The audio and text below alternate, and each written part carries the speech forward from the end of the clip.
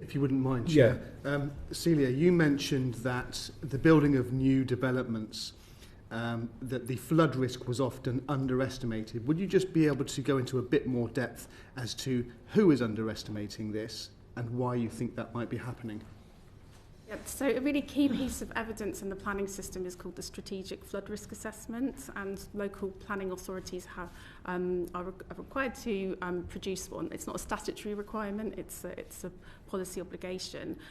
Quite often in practice these are quite out of date, so the climate change projections that are fed into understanding flood risk and potential flooding events and how serious they'd be and how frequently they might occur in future can be based on evidence that's as old as 10 or 15 years old.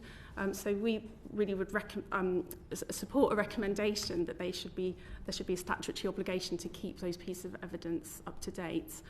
They also bring together all sources of flood risk, so they should account for surface water as well as tidal and river flooding, other local sources from local watercourses.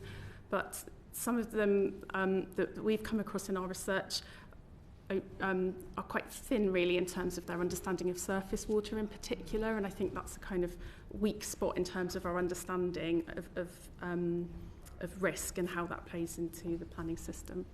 Thank you. Thank you Thank you very much.